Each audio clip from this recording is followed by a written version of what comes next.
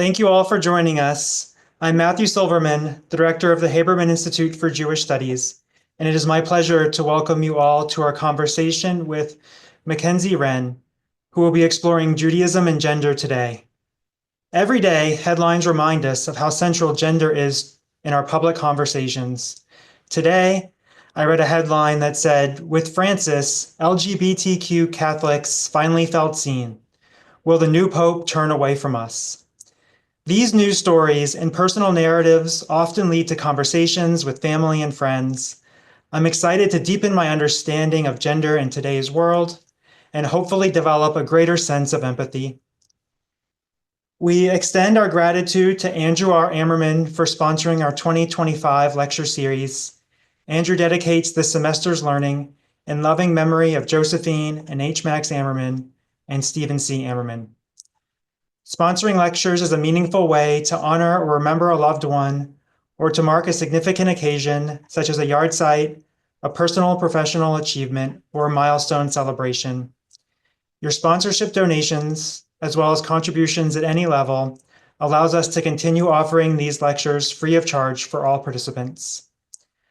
Our next free program will be an evening with the world-famous Richard Kind, who has nearly 300 screen credits over 4 decades. If you don't know the name, you will definitely know his voice and face.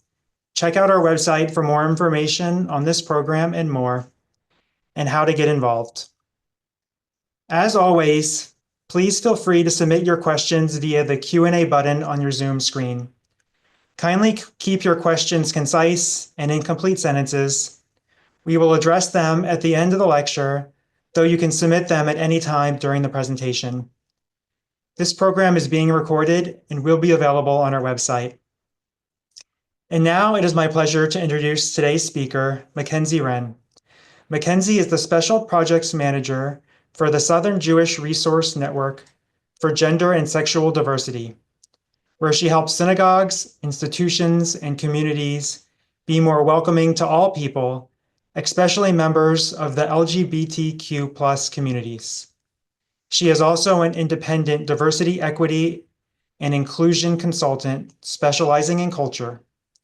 She helps businesses, schools, and nonprofits create culture on purpose, intentional culture that supports collaboration, authentic inclusion, and belonging. McKenzie is the past president of Congregation Beit Havarim in Atlanta, Georgia, where she serves as a spiritual lay leader and is proud to sing in its amazing chorus. She is also part of the Kohenet movement. With that, I now welcome McKenzie to join us. Welcome, McKenzie, and thank you for being with us this evening.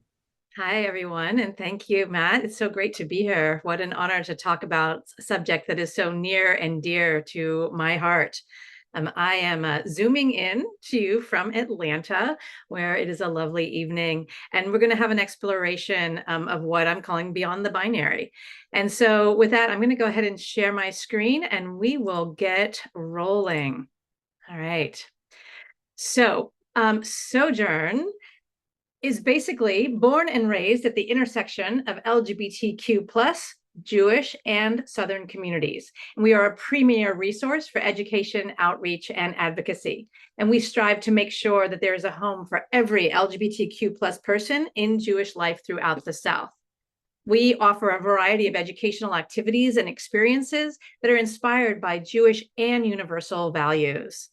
Our programs focus on providing students, teachers, clergy, and communities the tools to be welcoming for gender and sexually diverse people.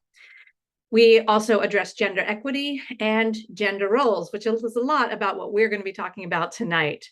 We also enhance Judaic learning, and we do work on preventing suicide. We work with Jewish institutions such as Jewish Family and Career Services, synagogues such as the Temple in Atlanta, or other entire Jewish communities such as that in Birmingham. It's really our honor to be here today, my honor to be here today to talk about what I'm calling beyond the binary, or sometimes I call it beyond the rainbow. So it's Judaism and gender today. So we're going to cover the changing field of gender identity and expression. We're going to detangle gender and sexuality. We're going to explore data around mental health, and gender identity, and do a deep dive into the importance of letting the person in front of you tell you who they are. We'll also talk about emerging issues that are top of the news chain these days, things a little bit like pronouns and bathrooms. And we're going to talk about some legislation and how it impacts the Jewish world. And we're also going to talk about where does gender live within Judaism. So all of these help us to have an increased understanding of this changing landscape. Because regardless of what is happening on the wider political field, the lived realities of so many, especially young people, is real. And understanding their experiences and how it is Jewish to support transgender and non-binary people is key to what I'll be talking about this evening. We're also going to talk in general about the importance of allyship, and we'll get into all of that. And I want to start out with a little bit of a question. This is just for you to reflect on, is which of the following do you consider yourself to be? Right. So this is from what's it called? A survey that went out where it looked at differences in LGBTQ identities across the generations. And you can see that there's Generation Z, Millennials, Gen X, that's me, baby boomers, and the silent generation. And you can see the percentages of out people identifying as lesbian, gay, bisexual, transgender, or other LGBTQ, right? So you can see that the silent generation, 1.7% identified were out, right? And that's compared with 19.7% of Generation Z.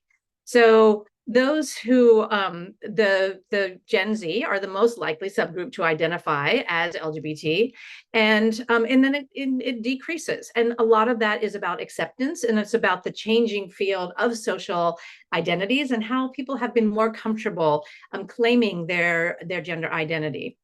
So what's interesting is that in Gen Z also, 13.1% say that they are bisexual, 3.4% gay, 2.2% lesbian, and 1.9% are transgender. Now we are going to work on detangling that. This is all still the LGBTQ plus put together.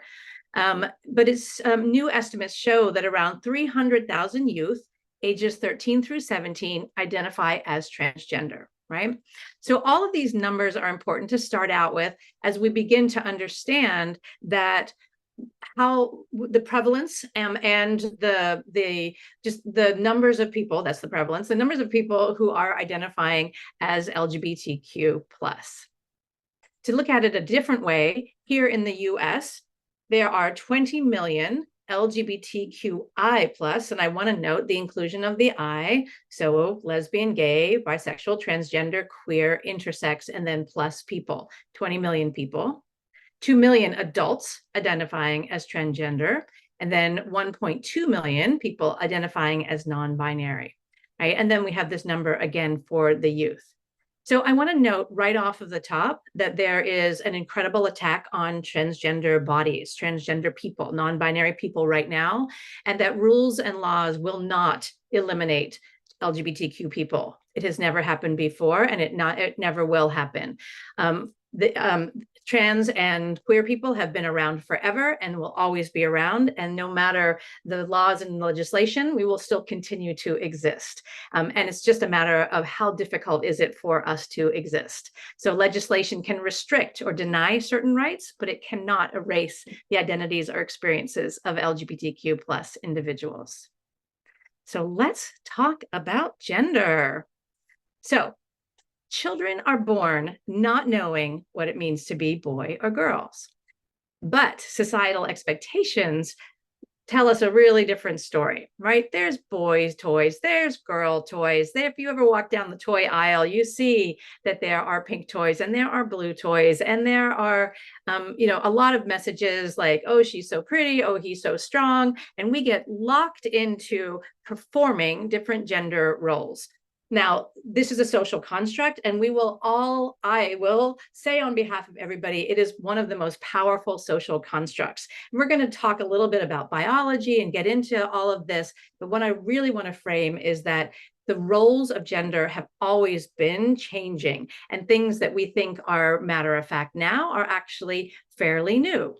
For example, the color pink. It used to be that pink was the boys' colors, and boys wore long dresses as well. And then they didn't wear long pants until much later. So there's a lot of things. And think about the clothing of King Louis's era, right? Louis XIV, very, very dramatic and flamboyant clothes. And those were very specific to people who identify as male. So when we think about just our clothing and what's been permissible, when did women become able to wear pants, right? Men in Scotland, men in South Asia have always worn skirts. So there's a lot of different expectations and cultural assumptions around gender. And we're going to talk a little bit about that as we go through. And we're going to also talk a little bit about gender in Judaism. So the thing about it is that gender identity and expression, the way that we see ourselves, often changes throughout our time. And those are the words that we use to say how we engage with the world around us. It's our gender identity and our gender expression. So when we're talking about our own genders or being transgender or non-binary, some caregivers may see signs at a very age, and some people may not feel or wish to express it until teens or adults. It is very common, actually, for transgender people to know as early as 4 or 5 that they feel that they were born in the wrong body and there is something that is amiss in their experience of their own bodies, right? So I will come back to that. I'm planting the seeds for all the things that we're going to come back to. So I want to note too, when we're talking about gender, that that during World War II, right, women entered the workforce en masse. Title IX was passed in 1972, and that everything about gender and people's understanding of their own identities and how they perform gender is constantly changing. I want to say too, there's currently a very strong backlash happening, and it's not dissimilar to the backlash against feminism that we saw in the early 90s after the gains of the women's movement. And this backlash is twofold. So data indicates that a growing backlash against women's and LGBTQ plus rights globally, manifesting in various ways, including the introduction of anti-LGBTQ plus bills, the rise of anti-gender movements, and an increase in hate crimes and violence against these groups. The backlash is fueled by political shift towards right-wing populism and the spread of harmful content online, particularly on social media. And there's an emphasis on manly men and traditional wives, trad wives, and all of these behaviors are very much learned behaviors, and they have at their roots a variety of causes: fear of changing roles, loss of power, control, religious norms, etc.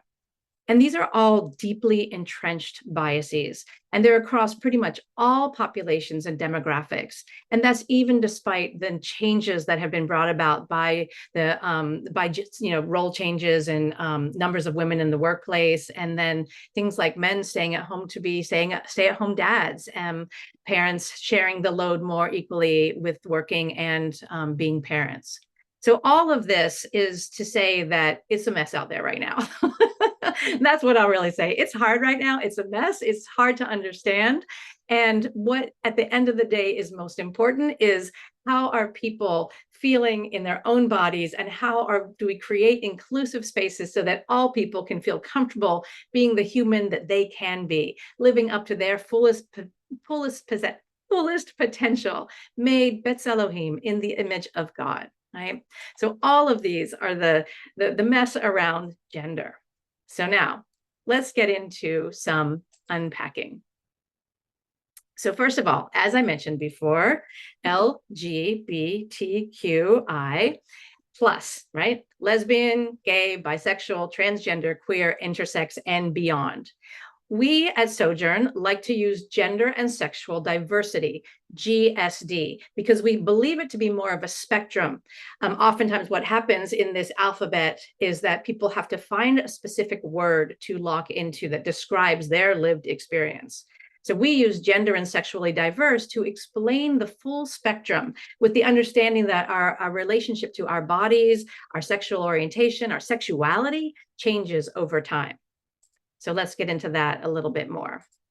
And any moment now, it will click and I will see, okay, hang on, technical issue. Well, my slide is not changing.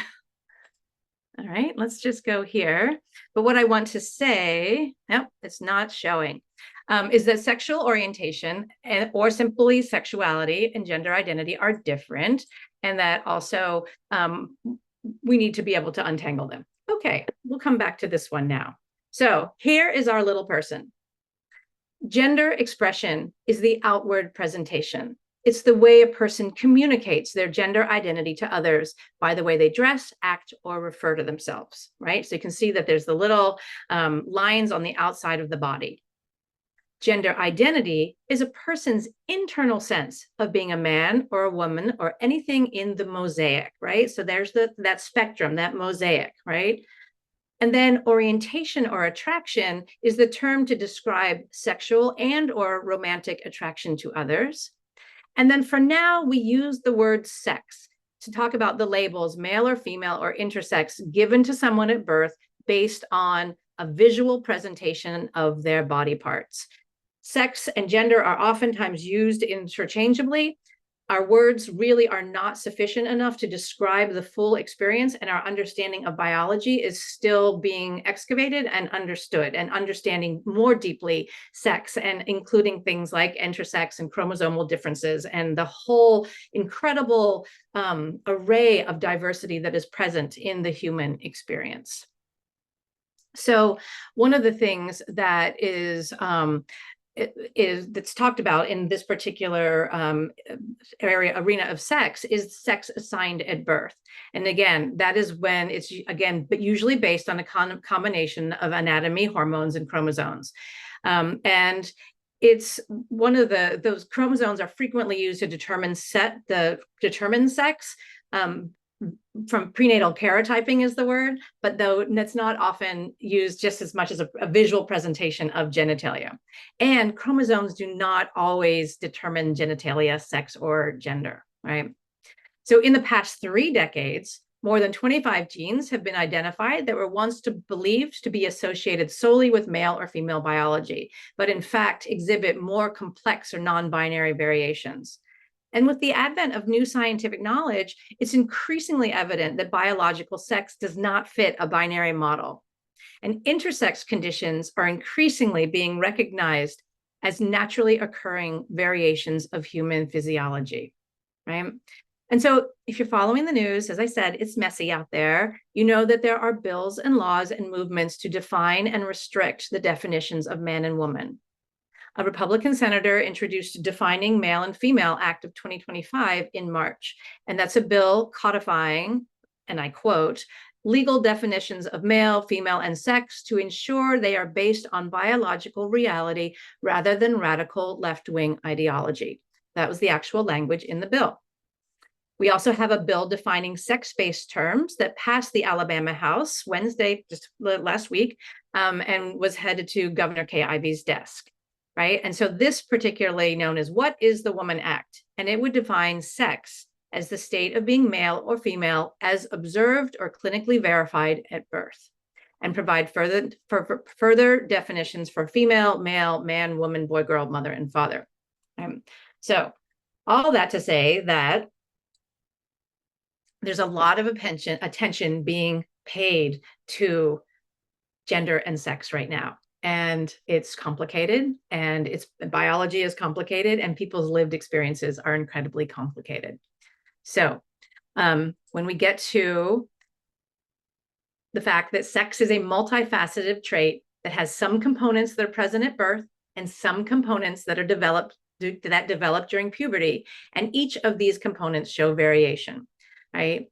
So the fact of the matter is that all of this diversity blows apart the binary, the simple male-female dichotomy. And even when we look at the array of human bodies and we look at the differences in how people who identify as female body types and presentations, and same for men, there's this wide range, right? So how and the levels, and it becomes very, very gray when you say who's manly enough, who is feminine enough, and how much of that is intertwined with the expectations of gender roles as well.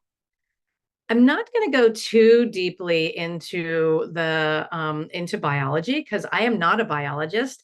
I don't even play one on TV. right? I simply have tried to learn some of the language to explain this and to convey exactly how complicated this all is. So if you have questions about biology, you can drop it in, and I can, at the very least, guide you to other places to explore some of the aspects of biology. And I want to come to these terms. Some of them may be familiar to you, and some of them may be new. And again, the goal is not to learn a specific set of language, but to understand that language is changing, and that people with lived experiences are working to find the words that are needed to describe what the best way of describing one person's human experience. So, but for now, we have gender, which is the state of being typically male or female in regard to social constructs. We have transgender, right? So, and transgender refers to someone who does not identify with the gender they were assigned at birth. And trans means across from. Cisgender means on the side of. So it refers to someone who identifies as with the gender they were assigned at birth. I identify as a woman. I'm a cisgender woman. I was assigned female at birth, and I identify that way. So I am cisgender. Non-binary refers to someone who does not identify as exclusively male or female. And then we have gender fluid or gender queer. And those are just two of the many words to describe the ways that people move through expressions of their gender, whether it's their gender identity, their internal sense of themselves, or the external presentation, the gender expression, right? So somebody might many people play with gender, they play with gender expression. And really, it's about not wanting to be put in any kind of box. And that includes the presentation of gender, and also oftentimes includes the expected roles of gender. So, but what I want to mention with the LGBTQ alphabet is that lesbian and gay and bisexual and queer, those are sexual orientations. Transgender and intersex are aspects of sex and are not related to sexual orientation. And while there may be overlaps between folks who are transgender, the needs of those who are transgender and those who are lesbian or gay, there's also very different needs. That's another reason why we use the gender and sexual diversity, because it allows us to recognize that there's similarities, but there's also differences depending on one's experience in one's own body. Yeah. So when we come to this basic difference, we tend to define sex as characteristics that are biologically defined, whereas gender is based on socially constructed features. And that brings us to the first, truly Jewish statement of the evening, which is a quote from Rabbi David Teutsch, who wrote that the Talmud contains hundreds of references to other categories besides male and female. And while the term gender nonconforming may seem like a new idea to some, it's actually an ancient reality of what it means to be human, right? In our biblical and rabbinic in the biblical and rabbinic eras, they didn't always make the distinctions between the differentiated sex characteristics. What they did recognize is that people had different lived experiences in their bodies. And so over time, there's a lot of discussion, what a surprise, a lot of discussion about gender in Judaism. And then there has been a lot of added exploration over these past, I'd say 30 years, call it, of really looking for different ways to understand and expand our understanding of gender roles. So we'll hold, so while we can look at our texts, we also know that they can be helpful, but don't always speak to the exact situations, because the world of biblical and rabbinic Judaism was very different, and the difference in scientific understanding and knowledge was hugely different from now. But let's go to gender in the Talmud and Midrash. So Rabbi Yirmiyah ben Elazar also said, Adam was first created with two faces, one male and the other female. And as is stated, you have formed me behind and before, and you laid your hand upon me. And we also see that in the hour when the Holy One created the first human, God created them, Adam, as an androgynous, one having both male and female sexual characteristics. It is said, male and female, God created them. Said Rabbi Shmuel Bar Nachman, in the hour when the Holy One created the first human, God created for them a double face and sawed them and made him a back here and a back there. And it is said, behind and before you formed me, right? So already lots of different variations. The one that really many folks in the gender and sexually diverse community have locked into is this idea of male and female, God created them, right? And so that Adam being the earthling, Adam was the earth being. Hebrew is an incredibly gendered language, so things are always either male and female, but male and female, God created them, right? And that has been something that has been a keystone for many people in the LGBTQ plus communities. So then we get to the way that the rabbis acknowledged that male and female were not the only genders. And the possibility of a boy turning into a girl, for example, is mentioned in the Talmud quite nonchalantly. For perhaps his maleness transformed into femaleness, comes from the Talmud Bavli, Bechorot 42b.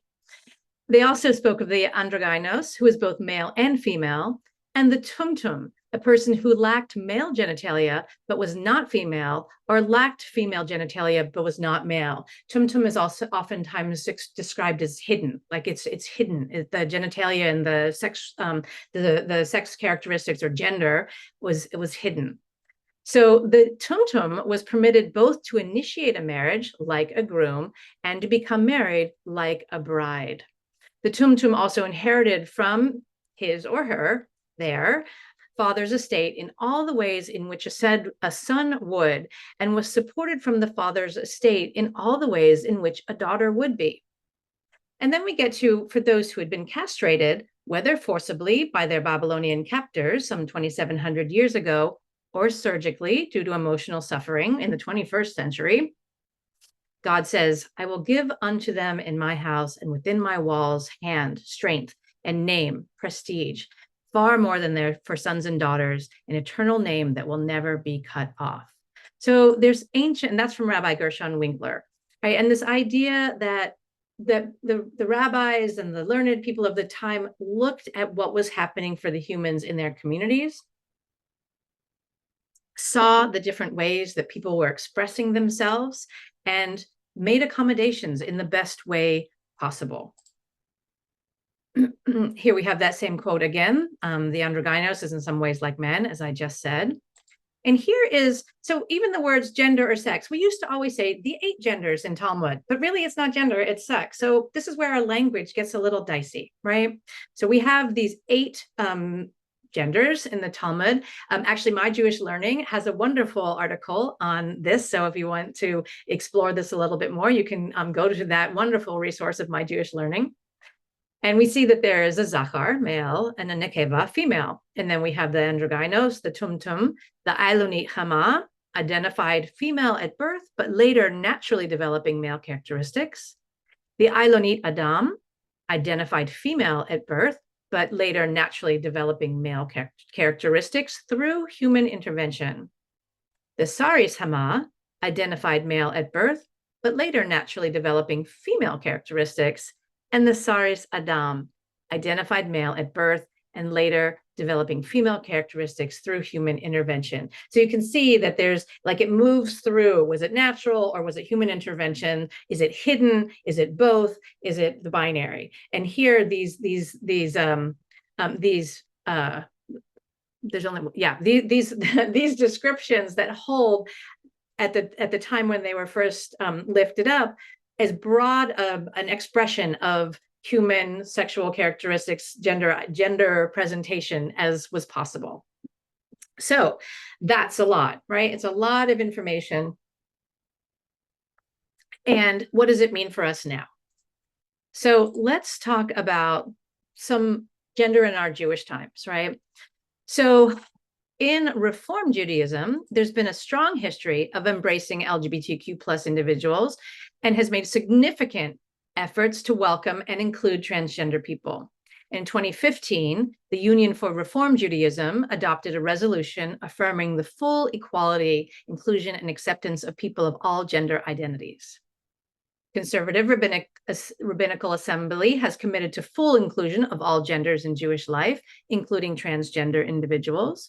They've adopted policies that fully accept conservative Jews who have undergone genital sex-changing surgeries. And what that also means is that rituals are changing in order to accommodate the lived experiences of transgender people. And we'll come to rituals in a little bit. Orthodox Judaism generally adheres to a binary understanding of gender and may not fully accept the concept of changing gender identity.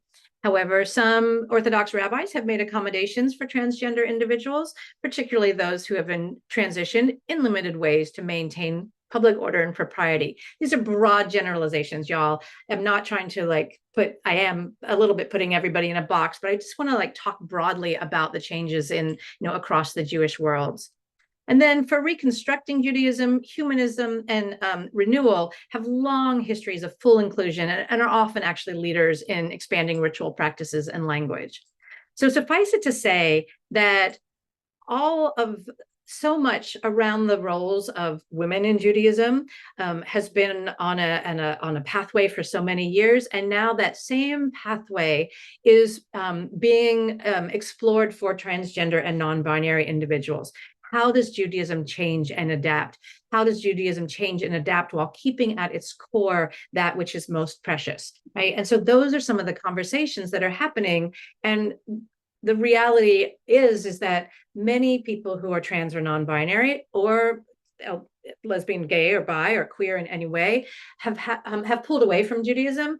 Beautifully, many have been able to come back as the world of Judaism has changed to be more inclusive. I live in Atlanta. My synagogue congregation, Bet Havarim, was formed about 35 years ago by gay and lesbian Jews who were seeking a safe place to practice, and no other synagogue in Atlanta would welcome them. And the Rabbinic Assembly folded rather than welcoming my community into the Rabbinic Assembly. So and now we are much less necessary because so many of the synagogues in Atlanta are welcoming and inclusive. And that's beautiful because so much change has happened. And what we see now is that sexual orientation is much more broadly understood, and it's actually gender and some of the challenges of understanding lived experiences for transgender and non-binary individuals, and people working with understanding how our young people in particularly presenting. And I will say that many of my conversations, I am not a youth by any means. Many of my conversations are with my elders to help be a bridge, if you will, between younger generations who have different words to describe their lived experiences versus the things that we grew up with. I did not grow up with people identifying as non-binary. If I knew transgender people, I did not know that they were transgender. And many times you don't know that someone is trans by their appearance. So that's another thing. But what we do know is that trans folks have always been among us. It's about 2% of the population is the standard number that is used. So I want to take a deep breath and say, why is this important? And why is it a Jewish value? So, as I said before, laws and bills will not make us go away, and it will just make it harder for people to live their full expressions. So take a deep breath.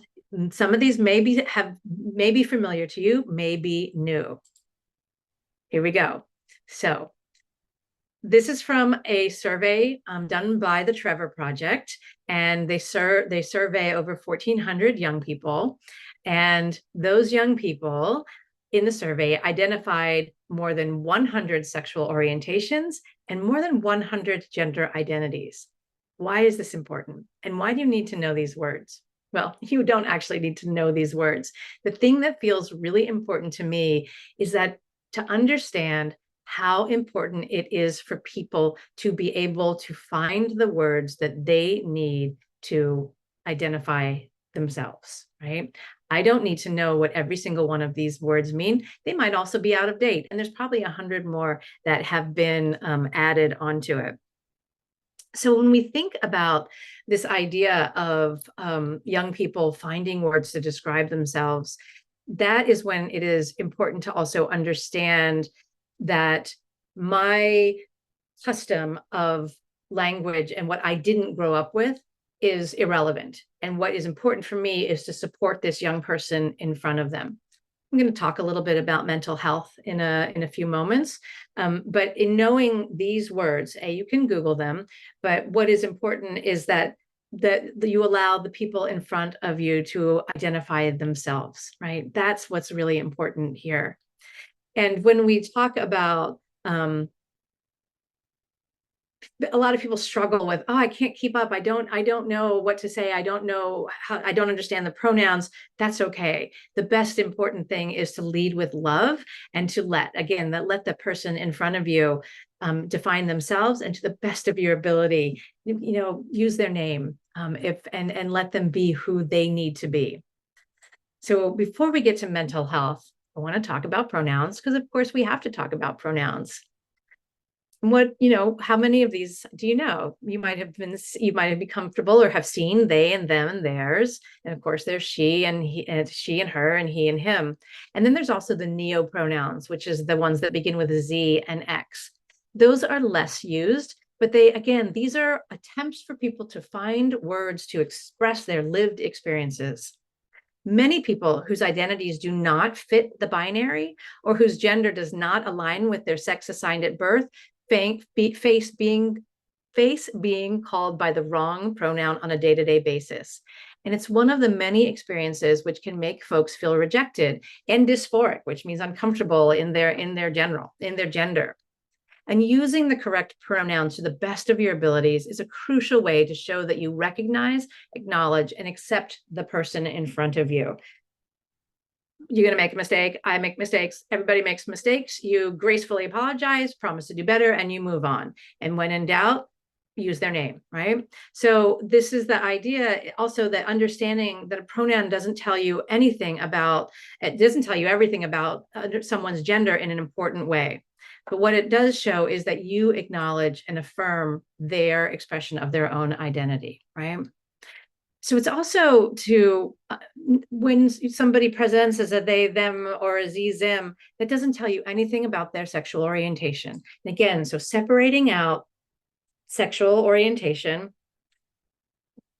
and gender identity.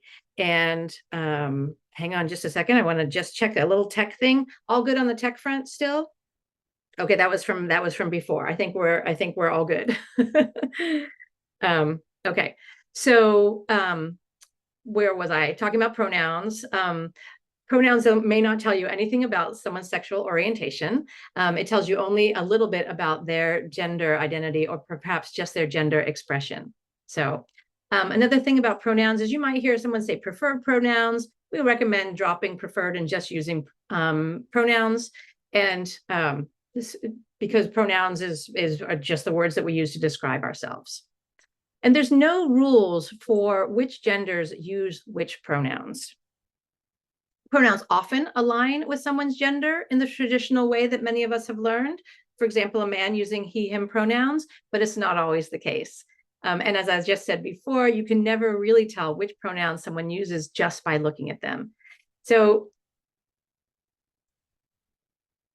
everyone, and speaking broadly, it is normal to try to assess somebody, to understand who someone is when we meet them.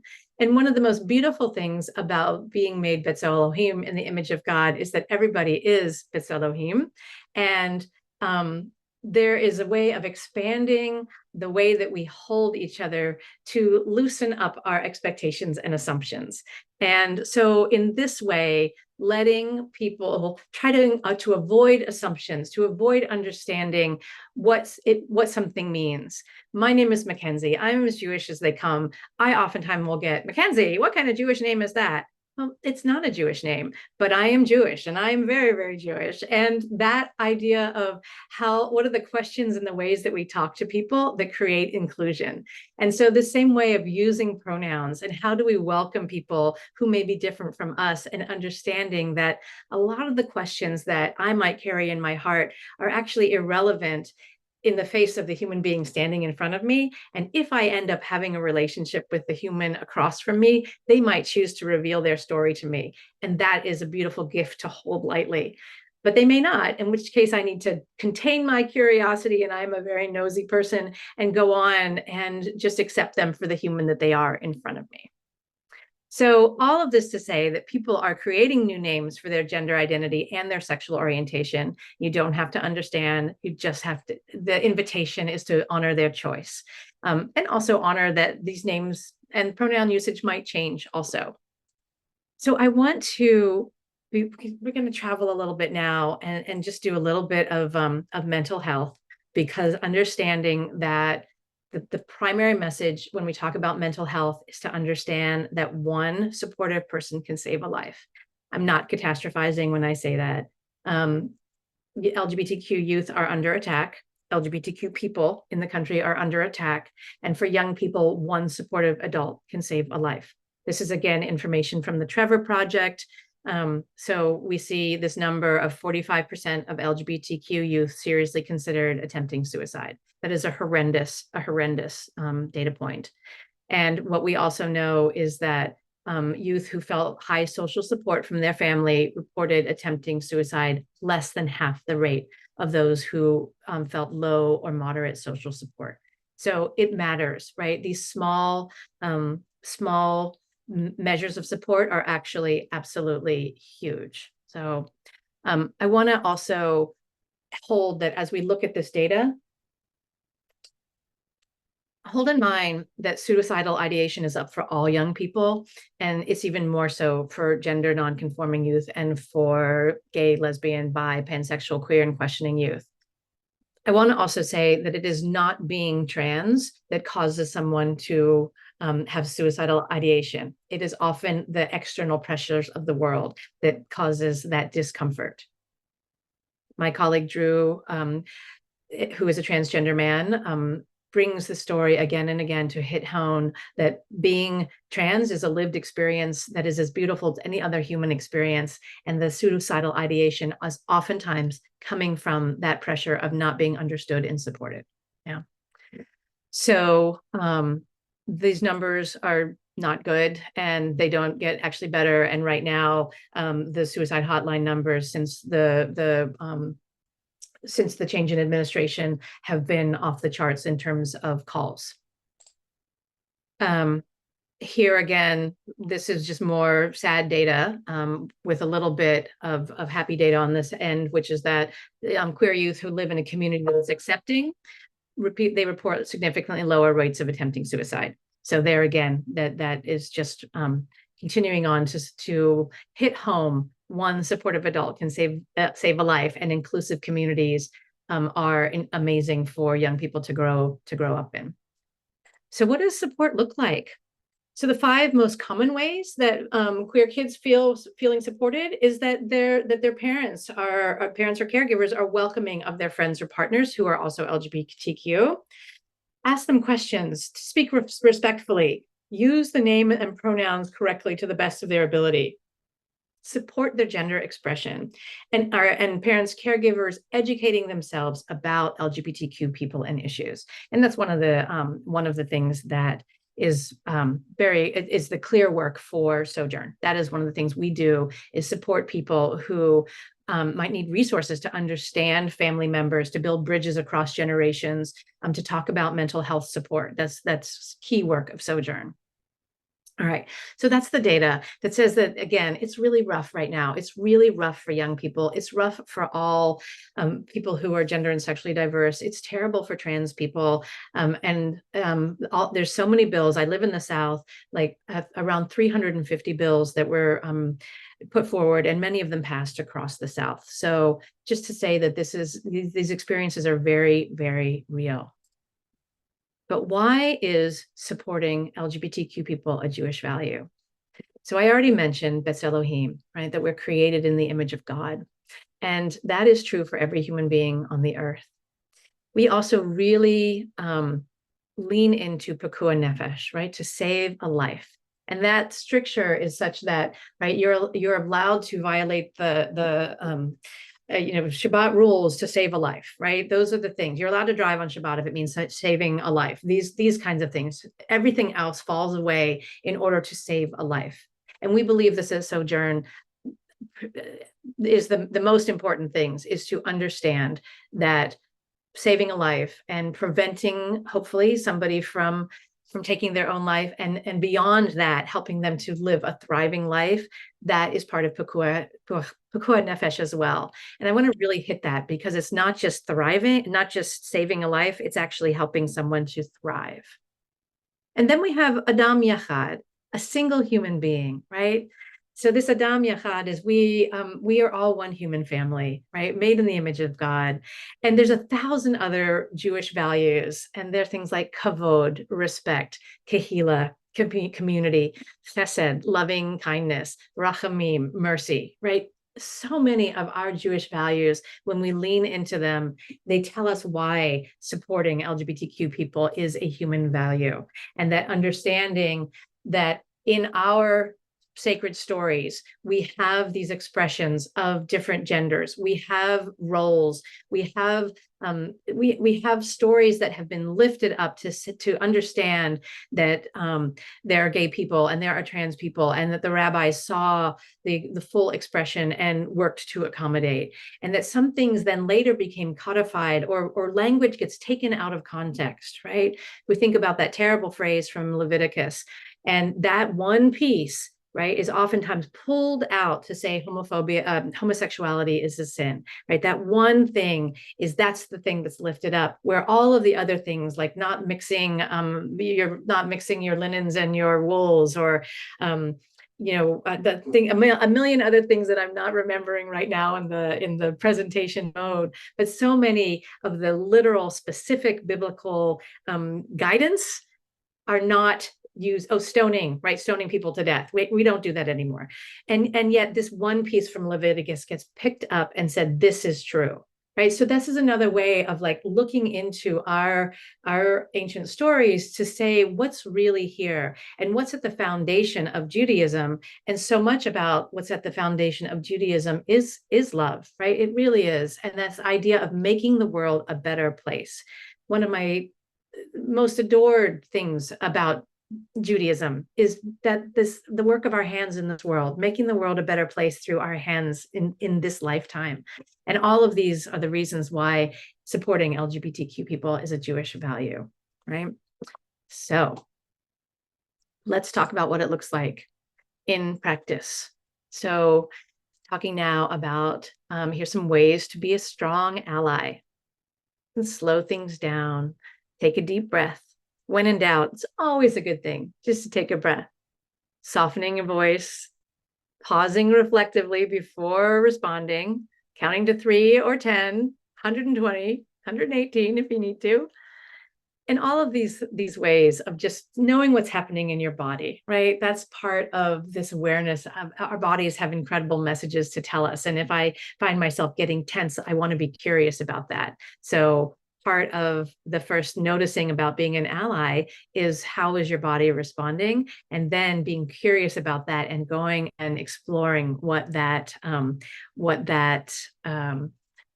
energy is coming from. Is it bumping up against something that you were taught as a child? Is it bumping against something in your own lived experience? And then being curious about that, and knowing that in Judaism, there are 1,000 explorations, and there are amazing resources now, such as Sfara, which is a radically inclusive yeshiva that is led by and for transgender people.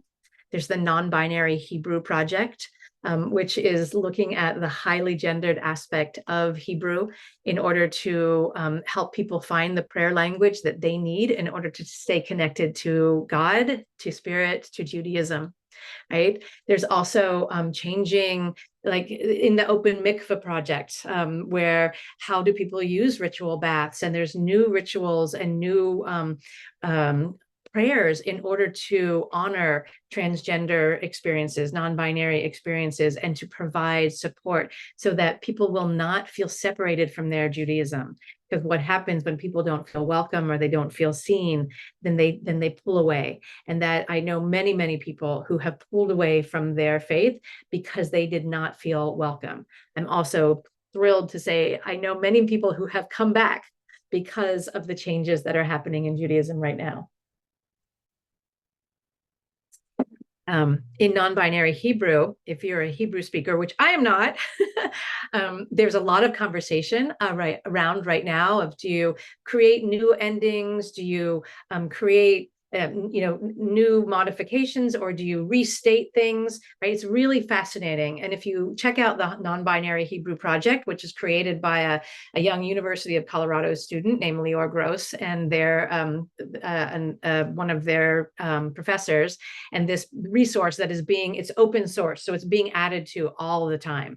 So these are also some of the Jewish ways of being an ally, as well as these issues, that the strong allyship, broader things on the screen here, right? So attending events, finding ways you can make a difference, doing advocacy, talking, listening, and being open-minded. Yeah. So all of those things are part of what is so incredible ways to show your support. So I want to take a moment to see where I want to go next. Oh, I want to bring this up. So if you are interested in thinking about ways to get involved, we, in partnership with Keshet, work on Thrive, which is the Jewish Coalition to Defend Trans and LGBTQ plus youth. And this is where we look at the bills. We talk about advocacy, talk about ways to help to defeat some of the bills. So great resource, and depending on where you are in the country, these bills may or may not be in your, coming across your experiences, and you might be seeing them in some discussions in your Jewish community. So with that, I am going to drop my screen, come back to finding my Zoom, and there we go. Here we go. Hi. And I'm going to bring up our Q&A moderator and Matt to see where we want to go now and what questions are emerging for everybody. Yes, hi. Yes, thank you. I first want to just thank you, McKenzie, for such an engaging and enlightening presentation.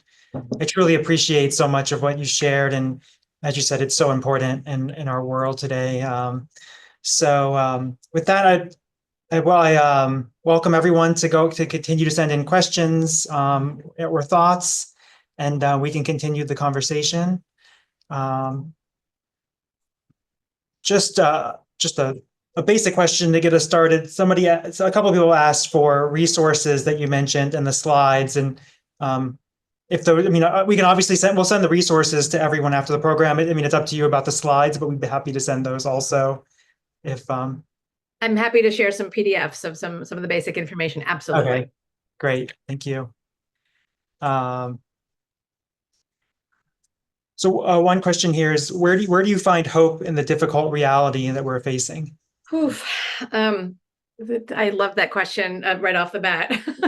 Where do I find hope? I find hope in the fact that in some ways, I want to speak broadly, like we as Jews have been here before, right? And so that is, there are the stories of resilience, of regeneration, of survival, and joy that have come through our people, that include the trans and non-binary folks, that those resources are available for us.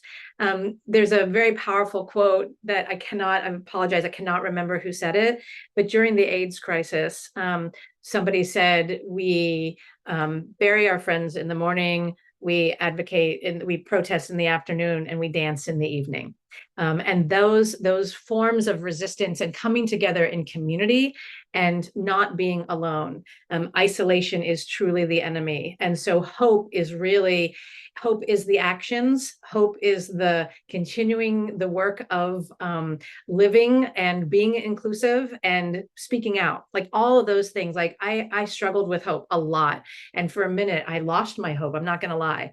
But then I reframed this idea of radical hope. And I thought about all of our ancestors who endured just terrible things, and some of whom still are enduring terrible things, and still managed to get up every morning and say Moda Ani, some morning blessings, and kept on going. And so that hope, I find hope in the length of our traditions, the adaptability, and the ways that we are a people who believe in community. And if we can continue to be in community and to keep our tent wide enough so that everybody can be seen and feel included, that's actually where I find hope. And then I continue to have hope for the democratic process. Yes, very much so. Thank you. Just following up from that, a question here: do you have a good quote elevator speech that we can equip ourselves with when encountering resistance in Jewish circles, like a sense or two, whether it includes something contemporary or from biblical texts? Yeah, I mean, I always think coming back to Betz Elohim, made in the image of God, is really key, right? That question of why would you think that God made this person right and this person wrong if we're all made in the image of God? So just that very essential piece is actually an incredible starting place right in the beginning. There it is. We coming back to that again and again of that we don't know. We don't know anything, but what we do know is our ancient texts tell us that we are all made in the image of God. And so who are we to say what that is, right? And who gets to say that, oh, well, I am, but you aren't. So that actually is my elevator speech. And to be curious. And then I'm always want to lead with curiosity, right? So after the kind of the casual, well, our tradition teaches us that we are all made Betz Elohim in the image of God. So I'm curious why you feel resistance. Like turn the question back to them so that they have to respond. And oftentimes it's that questioning of oh yeah, so tell me more. And people have to hear themselves talk. And then sometimes they realize that they're running up against their own biases, and just keeping on coming back to that foundation of those Jewish values is a real key. Oh boy, stutter, a key elevator speech. No, I appreciate that. And I mean, I feel like it's similar for me when if I come across it with just Pikuach Nefesh, another value that you mentioned, and just, it's literally saving a life, but like what a life is more than just, rushing somebody to the hospital, as you said, like mental health. Like what are 5 steps down the road that it can be about saving someone's life? And I mean, that really, as you mentioned, sort of the different movements, the Reform, Reconstructionist, and Renewal and such, really that sits at the heart of a lot of their traditions when it comes to that, Yeah. those concepts. I mean, to what their teachings are today. So Yeah, and really leaning into that piece around I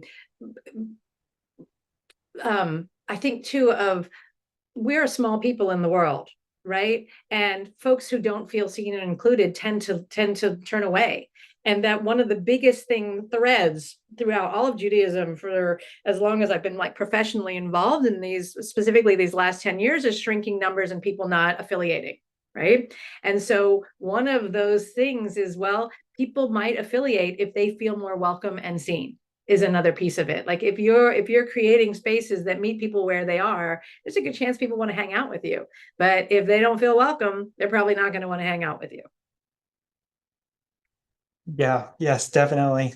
Definitely, those statistics at the beginning really showed the generational differences and how that can really have an impact on the future of engagement in Judaism. So, And I think that the thing that's interesting about those early data too is that it's not the number of people actually identifying, it's the number of people who are out, right? And that difference, that is key, because there was many closeted people, many closeted trans people, many closeted gay and lesbian and bi people, and it doesn't mean that the numbers were different. That 10% number of gay and lesbian has been pretty consistent throughout human history, as far as my understanding of tracing those patterns.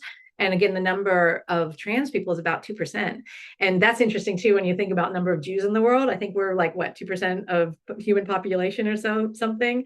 And there's a number that I believe, if I'm not mistaken, that it's about 2% of people are transgender. So that's just kind of, and I don't speak numbers super well. So if I'm making that data point up, maybe one of the good people behind the scenes can check that out. But I'm pretty sure I heard that number as well. So what else we got coming in? Thanks. I see one that I'm not gonna read exactly, but it's a question, that a thread that kind of runs through some, and I don't know if I'm gonna articulate it very well exactly, but there's some questions about what does it feel like to identify as, for someone, I guess, let's just say someone who's cisgender their entire life. What does it feel, if you're able to describe to some degree, like what does it feel like to identify as something that's not how they appear. I don't know. I'm not using the right language, but like, Right. just the idea of like, what does it feel like to identify? Like, how are people, other than the words, we had a lot of words. We had hundreds of words, as you said, hundreds of words, Yeah. many of which I also wasn't familiar with. Yeah. But in lay words, what does it feel like, maybe? Yeah. So I want to preface my response by saying that I am cisgender. So I do not have a lived experience. I've always been very happy being me. Yay.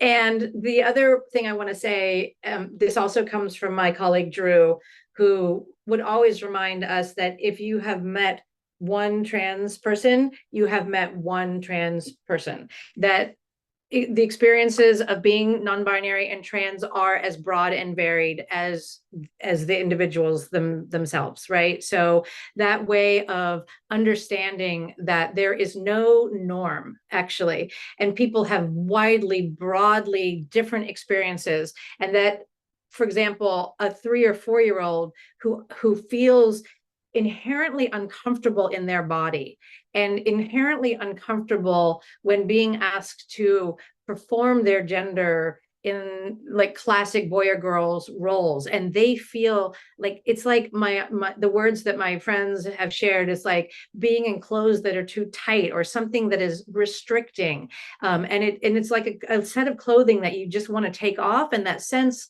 for when folks finally in the process of transitioning, like they can take a deep breath, actually. And I want to say too that what's so important to understand is that trans identities are not uniform, as I kind of alluded to, and there are many trans people who might transition socially and who never do any kind of physical alteration, and there are trans people who do physical alteration. There are non-binary people who identify as trans. There is trans masculine, there's trans feminine. There's a million. There's as that sheet with 100 names. There's many different ways of expressing and being trans or non-binary. So the best that I can approximate from my again, the gift of other people's experiences is that sense of being able to fully breathe by being able to put aside it's like a set of clothing that just does not fit, and or a pair of shoes that are too tight, right? And people can use the word being able to breathe, to take a deep breath. And the other thing I want to say, we talk about pikuah nefesh, right?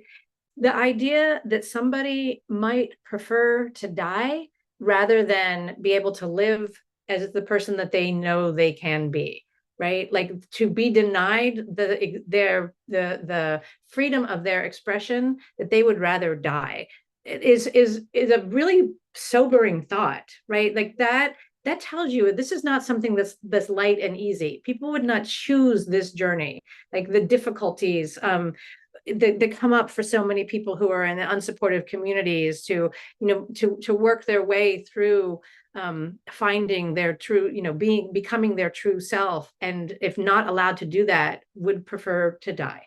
Like that's sobering, right? That just like, when I think about that, and I compare that with any of the other like experiences of when I've had being uncomfortable, or I'm a feminist, so I grew up like in a lot of external pressures about, how to be a woman and so on. And I think of the discomfort that I have had, and that's like an iota of what somebody who is fully transitioning across gender might experience, and the difficulties from the external society. So yeah, there's no that, what I recommend is that there's wonderful books out by people who have their own lived experiences. Two that I will recommend is one is called Becoming Eve by Abby Chastain. She is was an Orthodox rabbi in the Hasidic community, and she is the descendant of many, many, many, many generations of, believe she's descended from the Baal Shem Tov, and she transitioned and lived and wrote a book about her experiences. So from a Jewish perspective, Becoming Eve is an absolutely wonderful book. There is also a book called Cut Me Loose, and that is written by Rabbi Jericho Vincent, and Rabbi Jericho Vincent wrote that under a different name that I'm blanking on right now, but it also is their experience of leaving the Orthodox community because of their own experiences, very, very different experiences of being trans. Rabbi Jericho, I believe, identifies as trans non-binary, and Abby Chastain is a transgender woman. So but like reading and understanding from people's own voices. And again, because it's not my experience, I don't want to misrepresent or tell a story that is not, that I have not experienced. But there's a lot of wonderful resources and books out there now. Great. Thank you very much. And sort of as a follow-up to this, somebody asked if, maybe this is more philosophical than feeling, but if the world sort of deconstructed roles, gender roles, and sort of gendered concepts of boy toys and boy girls, would that mean that maybe someone is less in a need to transition, to express themselves? Great question. Who knows? Maybe for some people, but here's what I would say. Some people say, oh gosh, if we did that, like it's gonna be more gray. And what I mean by that is, like, some folks fear that if we deconstruct some of these roles, that everything becomes kind of like a monotone gray. I actually believe that it becomes more colorful. And I think about this idea of, okay, I know what I wanted to say. What I wanted to mention that homophobia and sexism travel really, really hand in hand.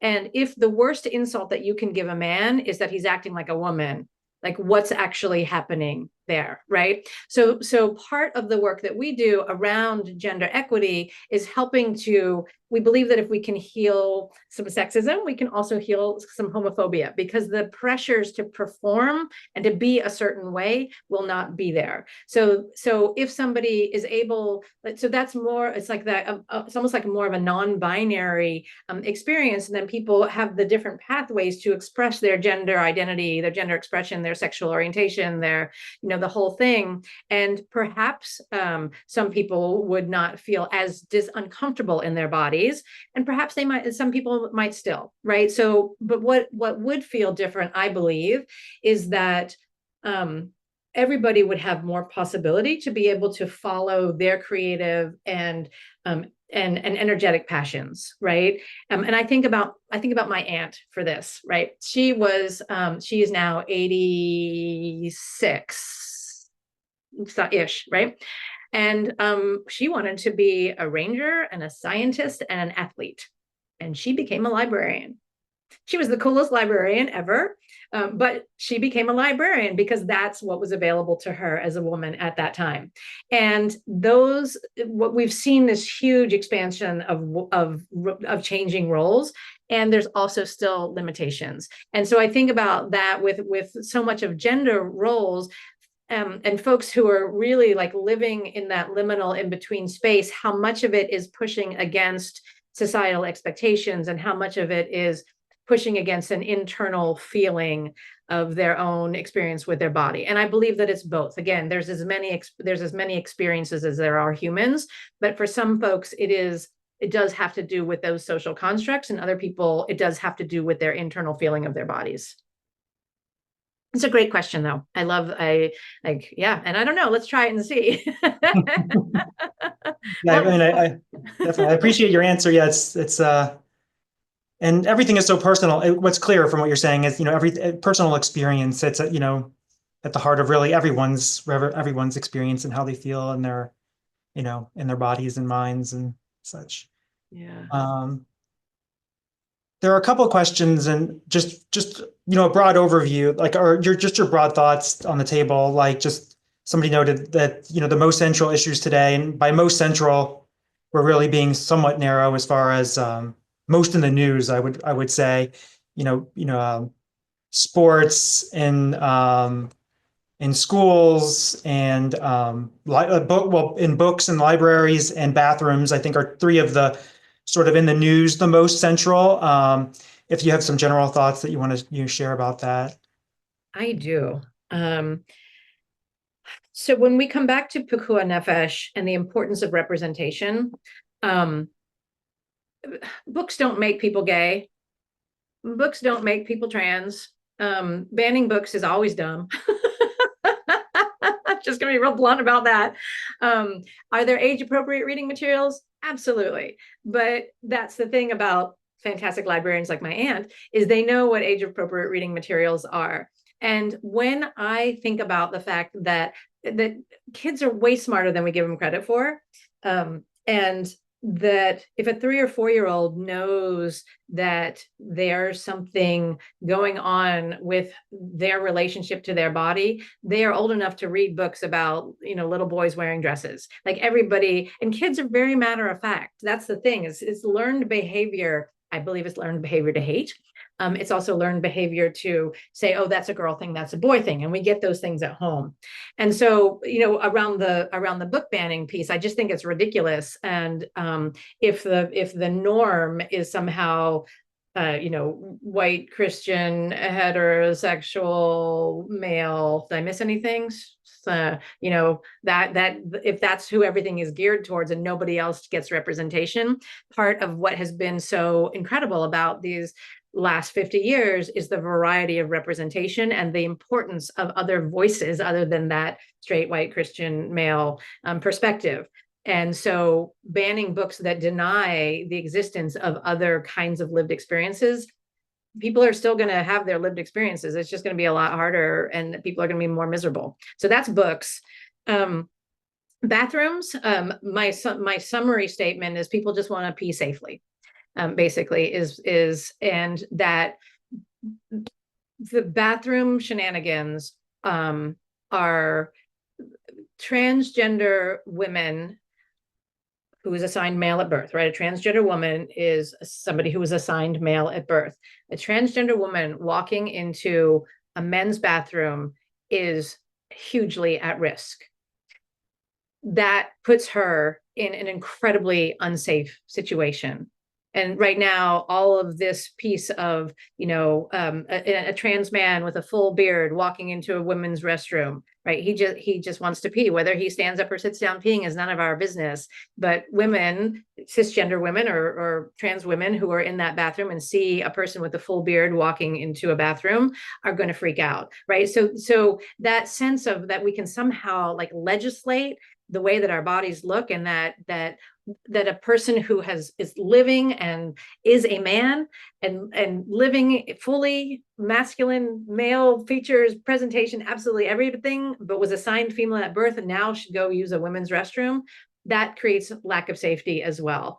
So I believe that the best kind of place is a variety of single stalls. Like that's really, wouldn't everybody prefer that anyway? I think like, I don't really, again, I like to do my business in private. Right. And I think that that's true for most people. Like, let's just have different options.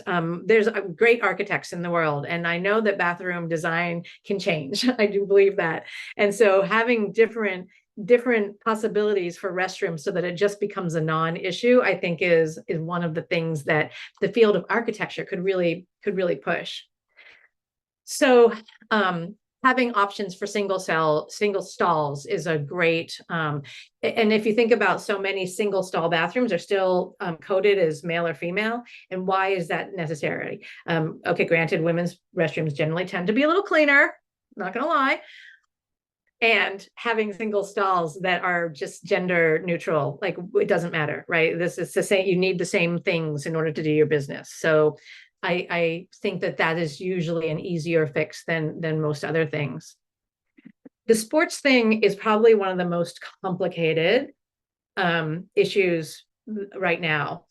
And the amount of attention, one of the phrases used is that it is shoot, what's the phrase? It's a problem that doesn't exist, essentially. Somebody has a pithy phrase to describe that, but it's not a solution in search of a problem. Oh, I think it is. I think it's a solution in search of a problem, where it's really, it's so rare. And you do hear a few, kind of like big headline cases, but for most colleges, for most athletes, the amount of attention that's focused on transgender athletes in comparison to the amount of transgender athletes is completely out of proportion, especially when we think about like the lack of resources towards women's sports anyway, right? And it's like all of a sudden people who don't care at all about women's sports are freaking out about transgender athletes, and yet they never cared to actually support women's sports. So that kind of, it's like a false flag is what it actually feels like.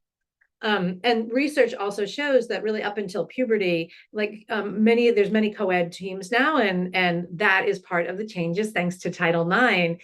And even before that, I mean, the word hysteria comes from like women, hysterectomy, like women had to have their uteruses removed because they were emotionally hysterical. And there was other things like if women rode bicycles there, that would cause hysteria, or their uteruses would fall out. So there's like all this fake pseudoscience of older times that's still in play, and that some of that is now being rerouted over to transgender athletes. And the true number of cases of discrimination and of actual instances is just so very rare. So my encouragement is that if you have a stake in the argument because you have a child or you yourself are playing in sports and you are deeply involved in sports, then feel free to like get involved with the issue, educate yourself. There's a lot of resources. There's a resource called Athletes Ally, yeah, out of New York, and they work solely on this issue, and they have a lot of talking points and a lot of teaching points that can help folks to really understand the issues. But this kind of, now I'll use hysteria in a different way, hysteria focusing on transgender athletes, it's like none of the data bear out the kind of attention that's being given to it right now.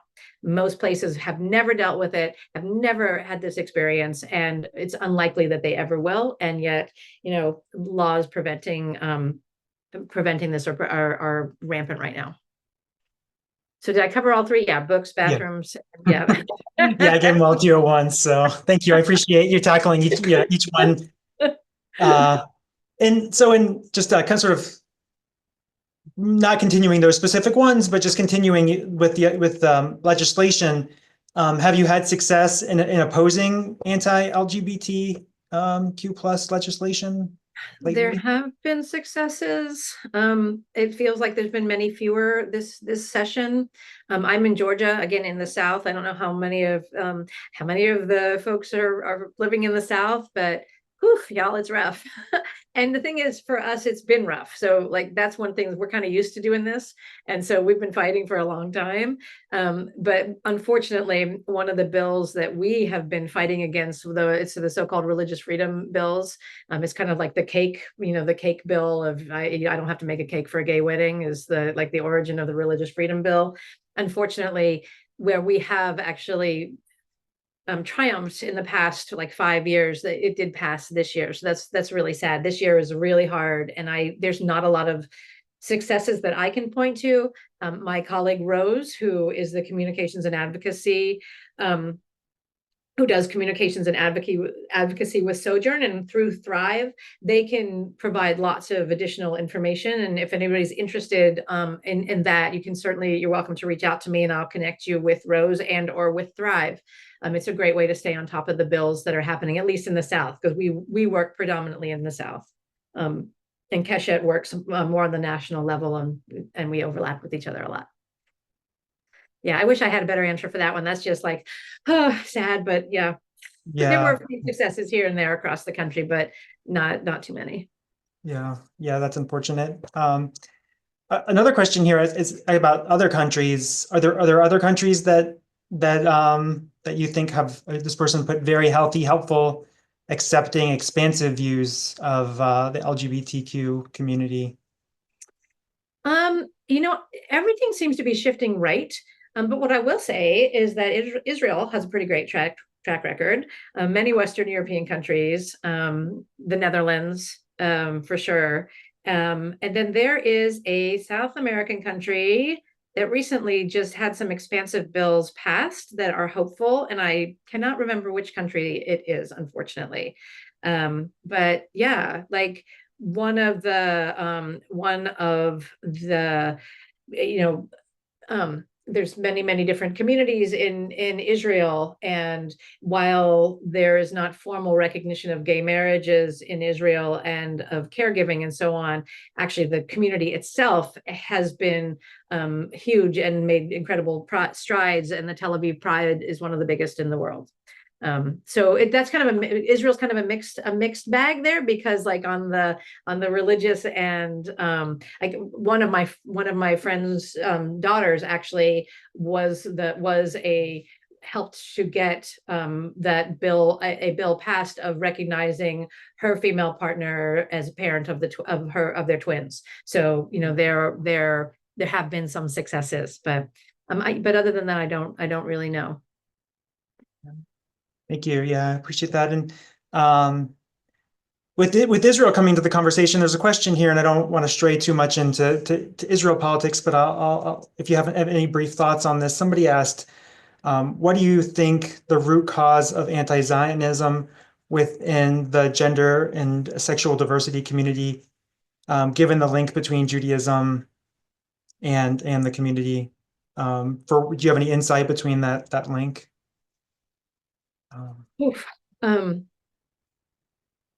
So you don't have to, if it's something you don't want to answer, that's also yeah, no, it's pretty big, and I want to say two things. One is Sojourn, we work specifically in the South, and we work to keep our tent big by holding it broad and wide, and really focusing on diaspora Jews in the South. So as such, we don't take positions around the conflict in order to kind of hold enough space for everybody to feel welcome, regardless of your politics. And that's the really important part. That having been said, it has definitely been a complication for many queer Jews, is what I will say. Many queer Jews have felt like they have had to choose, or to use a Harry Potter metaphor, split their souls because of that question. And it's way bigger than the 4 minutes that we have left. And so I'd rather not go into that, other than to say that it is a huge pain point. And one of the things that we have is something called Queer Jewish Professionals. And it is a space where queer Jews can come and be together and not have to feel like that they have to take stands on the conflict, and they have to neither defend their Judaism nor defend their queerness. And that is really a kind of a rare space right now. It's hard to be Jewish. It's really hard to be queer and Jewish right now. Many queer Jews are being asked to take stances, and it's unfortunate. Yeah, that's very unfortunate, as you said. And yeah, with the time we have remaining, I just want to leave it open for you. If what final thoughts you want to leave us with, or important points you want to leave us with this evening? Oh gosh. Well, first of all, I'm so incredibly grateful for this space. Really appreciate you bringing Sojourn in. It's one of my favorite topics to talk about, and really appreciate how many folks showed up, and hopefully many more people will watch this, and it will be a resource. So we do work anywhere you need us. So while we focus in the South, if you have questions, please feel free to reach out.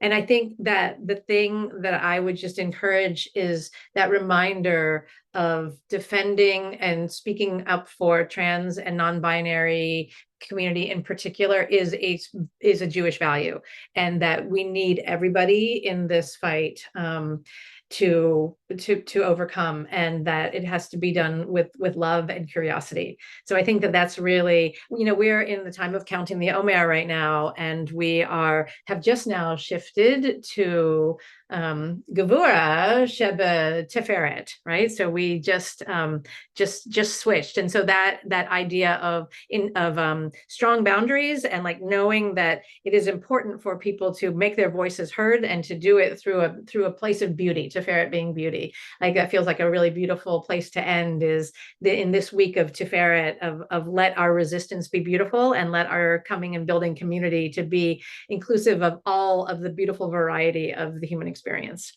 That's how I will leave it. Thank you. Yes, that's such a beautiful way to end this evening. I truly appreciate hearing from you and all your wisdom and expertise on this subject. So, and I'm sure our audience, I see claps and hearts floating by. So I'm sure our audience also greatly enjoyed it. So thank you. And also thank you all out there for joining us for this session. And we look forward to seeing you again soon. So Great, thank you. yeah. And just before I'm seeing some more questions and really beautiful things that people are coming in. So thank you so much for everybody's engagement and really wonderful questions. And I wish we had time to answer every single one of them. So with that. Yeah.